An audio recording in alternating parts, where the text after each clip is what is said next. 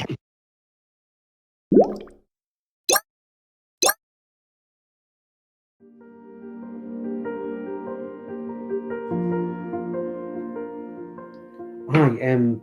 I'm Greig McGuiness. I'm an Accredited Professional Trustee with Dalriada Trustees Limited.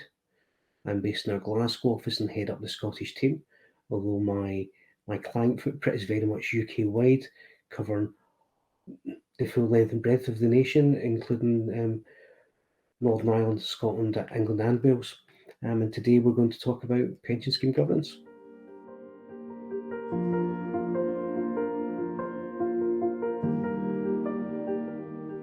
So the principles of the new effective systems of governance regulations work on the basis that we put in place a system, we consistently review and consistently improve over time that system, and that's pretty much what we're seeing in the regulations themselves.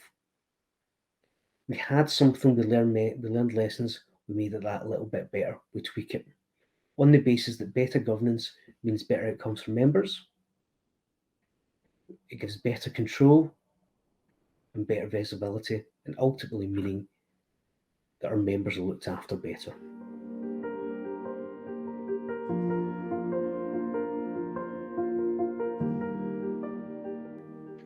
The interesting thing is that this has already happened, and we're only really starting to talk about it. So the statute instrument that introduced the new regulations took effect from the 13th of January 2019. So since the 13th of January 2019, pension schemes have required, trustees of pension schemes have been required to establish and operate effective systems of governance. However, those regulations required that certain elements would not be fully effective until the pensions regulator brought out a new code of practice to cover them. And through all the excitement that we've gone through the last few years, such as Brexit, pandemics, etc., there have been a lot of things to cover. And because of that lack of bandwidth, things are a little bit behind.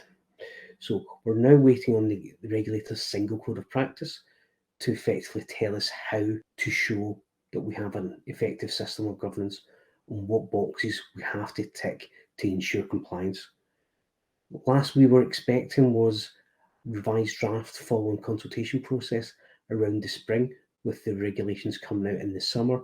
It's now more likely that it's going to be the autumn of this year before we have that single code of practice. So we need effective systems of governance now. We have to continue to ensure compliance with Code of Practice 9.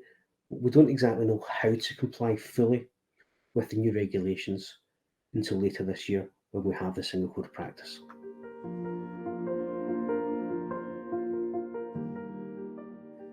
At first glance, the governance changes are quite subtle. The old regulations required trustees to establish and operate controls which are adequate for securing that their scheme is administered and managed in line with its rules and the law. The new regulations, however, have changed adequate to effective. So pension scheme trustees must now establish and operate an effective system of governance, which includes internal controls. They're now required to make sure that system is proportionate to the size, nature, and complexity of the activities of the scheme. If your scheme is over 100 members, you'll be required to annually produce an own risk assessment. It introduces 3 new functions: the risk management function, the actuarial function, and the internal evaluation function.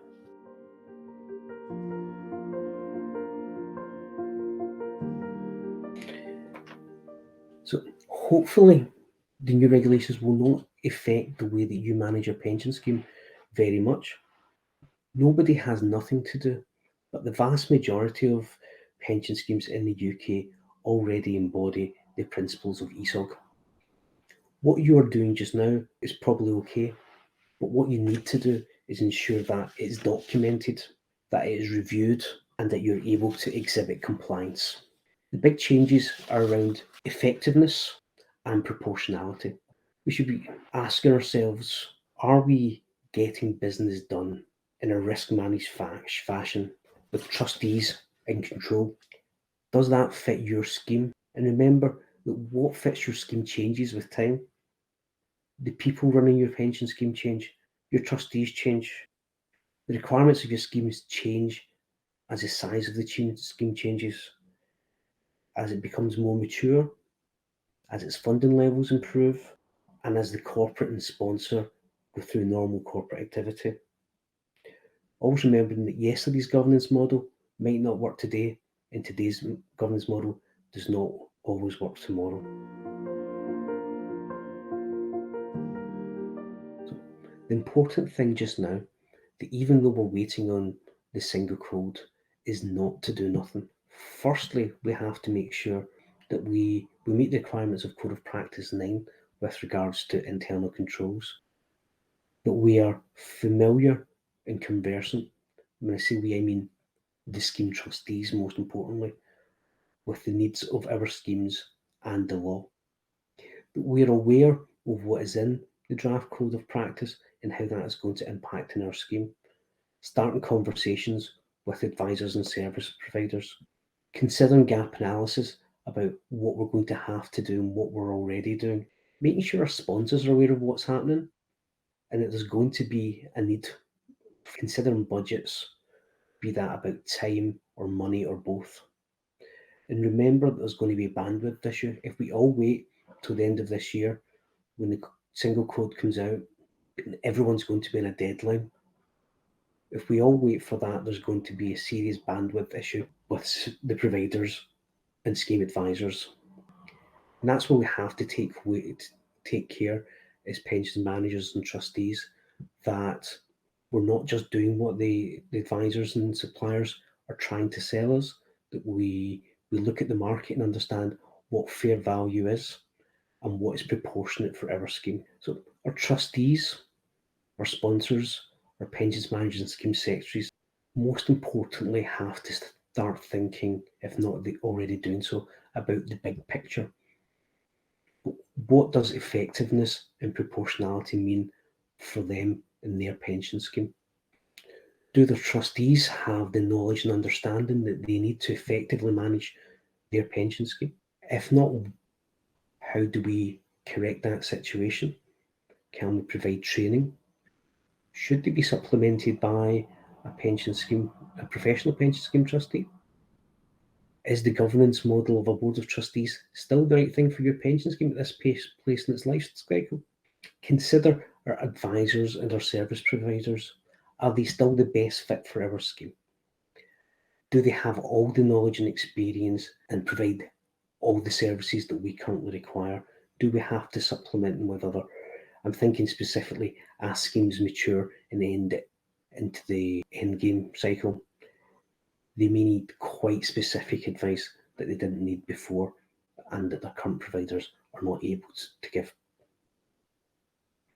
Are we making the best use of technology to ensure effectiveness?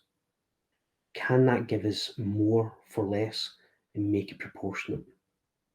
But above all else, we have to remember why the pension scheme exists, to provide the right benefits at the right time to the right people. And do we have a system in place that's making that happen in the most effective and proportionate manner?